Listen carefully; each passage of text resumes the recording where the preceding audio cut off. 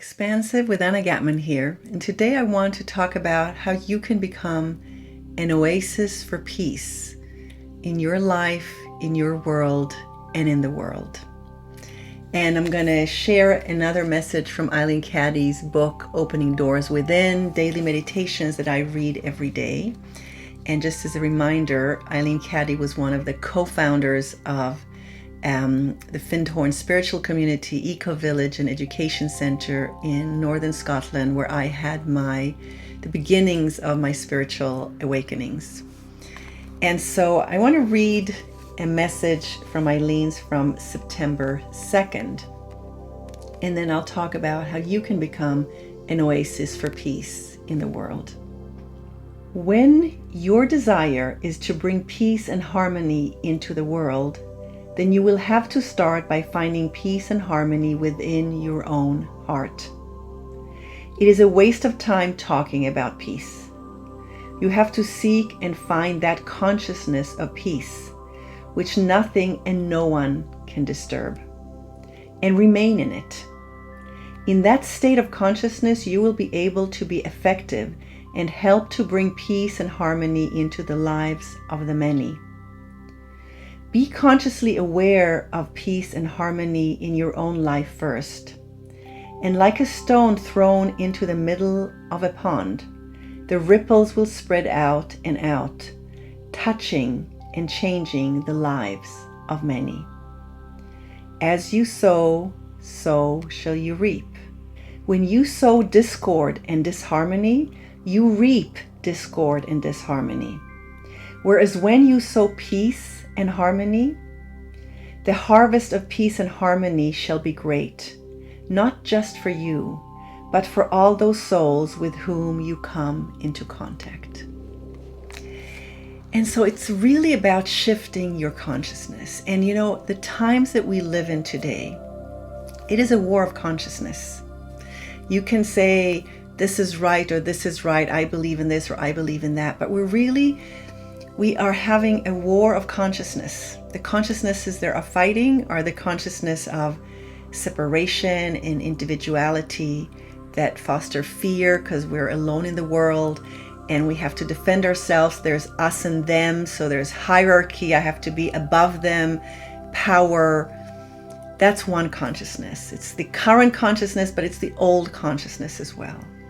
And then the current that already exists with the new consciousness is the consciousness of connection, of interconnection and interdependence, of wholeness.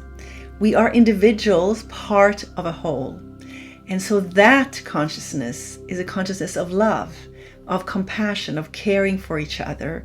And yet we get to still be individuals and express ourselves within that. We bring our optimal state and the best that we know and can bring, the essence of our soul, to the wholeness, to make it as wondrous as it can be. But we see it as being part and contributing to the whole as we are centered in ourselves and expressing ourselves. And so that's the war of consciousness.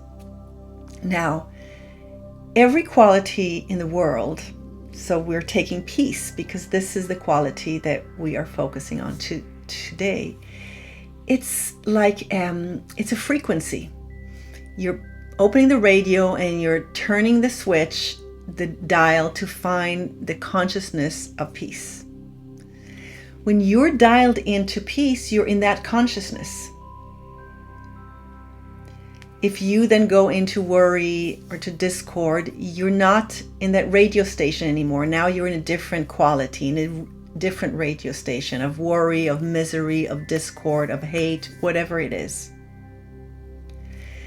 So imagine if all of us would switch to the consciousness of peacefulness right now, there would be peace on the planet instantly. Right? Because we'd all be dialed in, embodying, having this felt sense of the consciousness of peacefulness.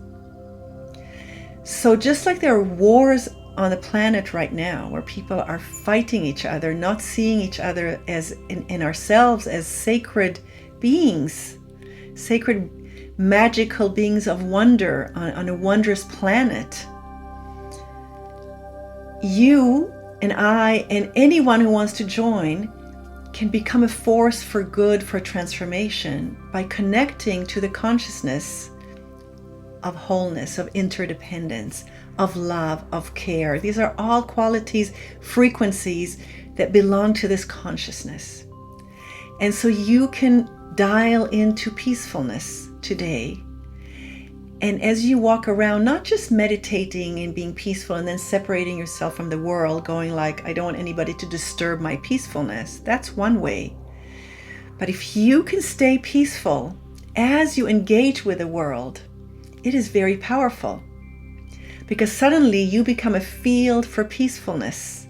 And wherever you go, you're on a Zoom call with coworkers, you're in your office in a meeting, you're with your family, you're with friends, you're at the store, wherever you are dialed into peacefulness. It doesn't mean that you're like passive or that you don't care about what's going on in the world and it doesn't enrage you and you don't see the injustice. It doesn't mean that. There is place for all of that.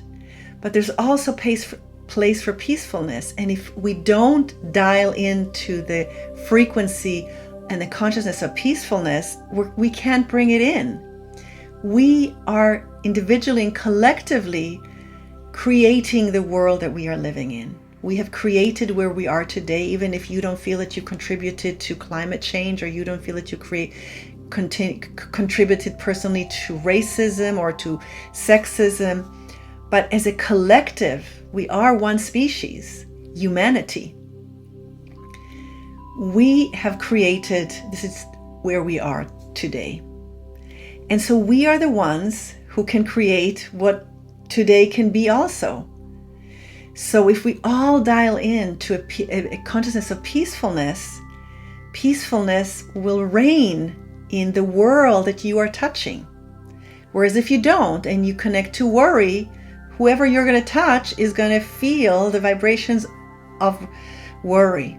So imagine yourself like this transparent bubble, this beautiful bubble that's shining.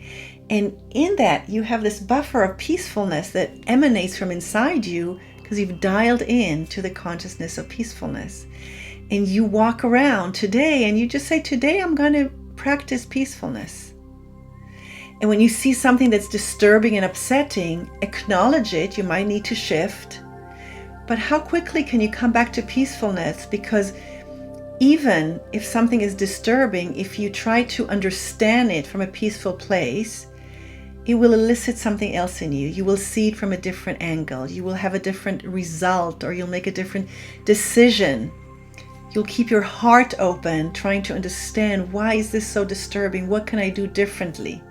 So peacefulness is not about staying disconnected from the world. It's about meeting the world from a place where you are this lake or this pond of peacefulness, and people can have a moment of a respite when they come in contact with you and go, oh, I needed this oasis of peace that you provide, because we're going through so much personally and collectively.